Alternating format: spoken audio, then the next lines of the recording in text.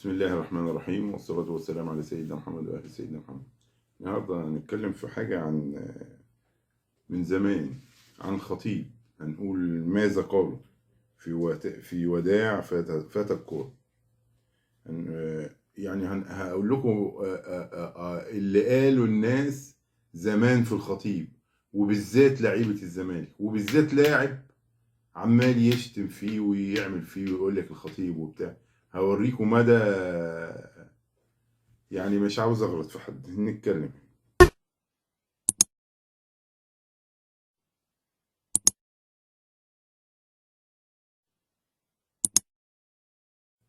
هنقول لو لعب الخطيب في اوروبا لكان بليه اخر.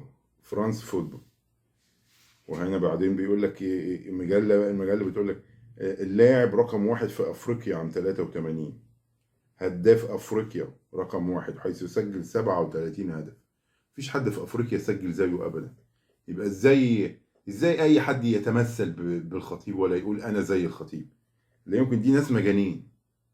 يعتبر الخطيب أكثر لاعب تعرض للإصابة لأنه كان يعالج بالكورتيزون، ودائما ينزل الملعب قبل اكتمال شفائه لحاجة الفريق إليه.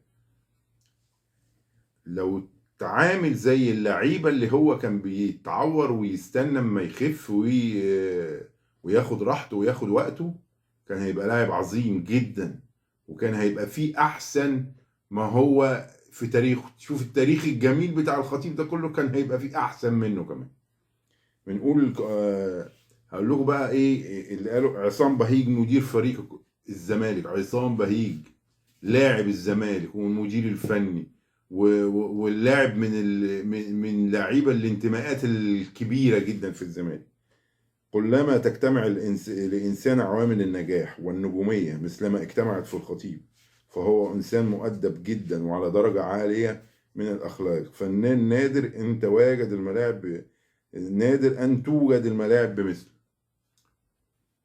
اهو ده الزمالك هو اللي بيقول كده، مفيش لاعب زيه ولا في اخلاقه. اللي عمال يقول له كل يوم يقول لك رجع الساعات يا خطيب. اهو الخطيب رجع الساعات، اما نشوف هو هيرجع ولا مش هيرجع.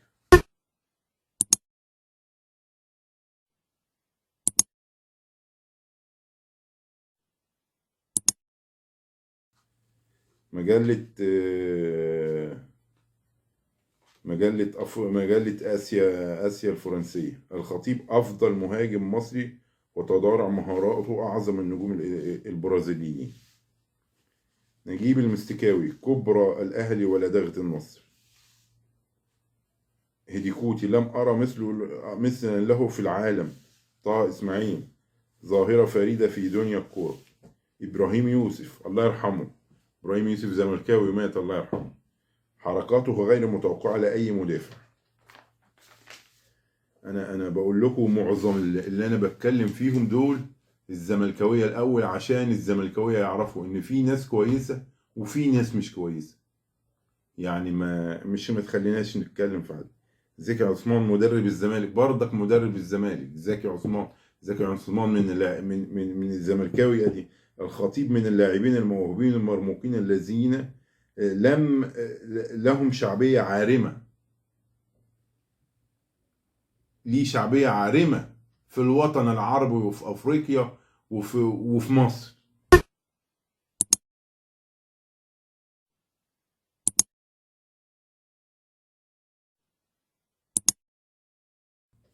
جمال عبد الحميد ده بقى، ده الزغلول الكبير. نقول جمال عبد الحميد دوت بيقول لك هو هنا صاحب فضل كبير عليه. عندما كان مهاجم في النادي الأهلي فقدوا بطولة الدوري بسببه، وكاد أن يعتزل بسبب هجوم الجماهير عليه، ولكن الخطيب خده وقعده عنده في بيته. ده جمال عبد الحميد اللي بيقول، مش حد تاني بيقول. وعلى الله يطلع يكذب بقى. ده ببقه، انا هجيبها في مجله ببقه.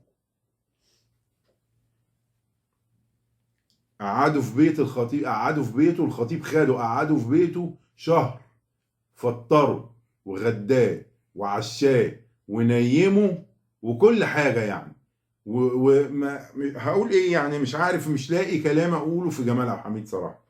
في نكران الجميل شهر، لغايه ما لعبوا كاس مصر وخدوا كاس مصر وهو هداف كاس مصر. وبعدين رجع الجمهور ايه، يشيله تاني على الكتاف تاني. برضك عشان اعرفه ان جمال عبد الحميد ايه، حسبي الله ونعم الوكيل. فاروق جعفر، فاروق جعفر طبعا هو حي يرزق اهو، نشوفه صاحب موهبه، صاحب موهبه كبيره منذ الصغر. يعني هو عارفه وهو صغير، بيقول لك صاحب موهبه كبيره ليه. ابو رجيله يبذل اقصى جهد من اجل عيون عشاقه. جمال سان الخطيب لاعب لن يتكرر. محمود السايس الخطيب لاعب يتميز بحساسيه فائقه بالاضافه لمهارات اساسيه مرتفعه. حسن الشاذلي، دي نجوم بقى ايه، نقول النجوم المصريين. الخطيب صنع العاب خطيره وهي ميزه غير متوفره في اللاعبين الحاليين.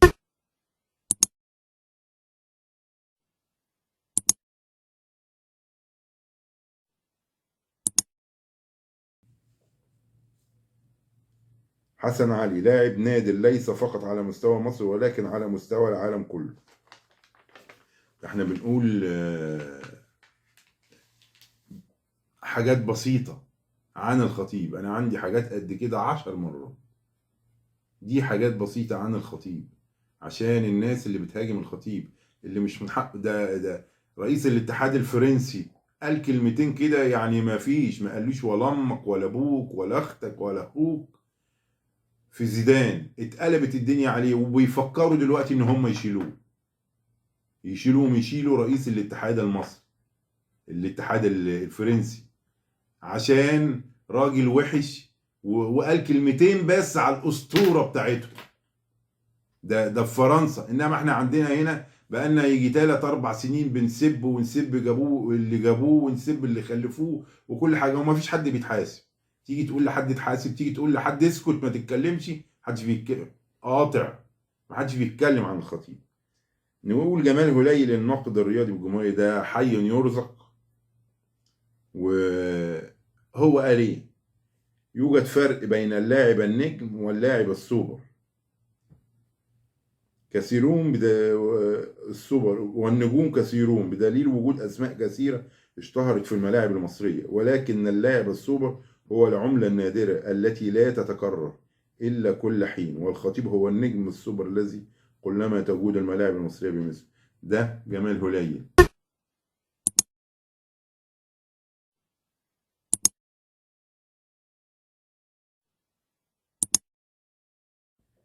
نجيب المستكاوي هو أحسن لاعب ظهر في الأجيال الأخيرة منذ 50 سنة وحتى الآن بعد عبد الكريم صقر، رغم أنه كانت توجد نوابغ حلوة مثل علي أبو جريشة والشاذلي وحمادة إمام ومصطفى رياض وفاروق جعفر وحسن شحاتة، ولكنه كان متفوقا عليهم جميعا. كان قائدا عظيما وموهوبا لزملائه في الملعب وخارجه.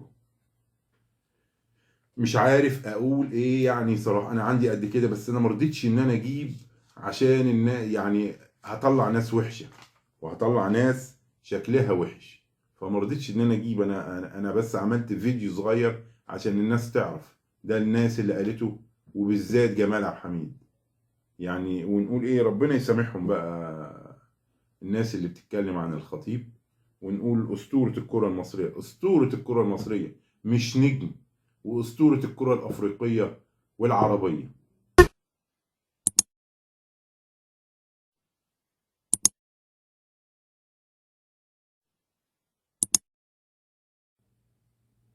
اسطوره في مصر هنا، ومن الاساطير في افريقيا، ومن الاساطير في الدول العربيه كلها.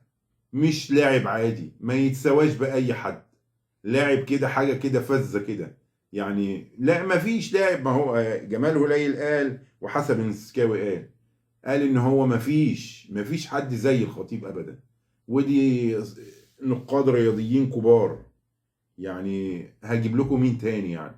انما النقاد اللي موجودين بتوع اليومين دول يعني ربنا يرحمنا الا ما رحمه رب بقى فيهم. اذا كان حد كويس وبيراعي ربنا يبقى ماشي، اللي ما مش كويس ده بقى ربنا هيحاسبه في الاخر على ان هو ازاي بيكذب وبيقول غير الحقيقة. والسلام عليكم ورحمة الله وبركاته.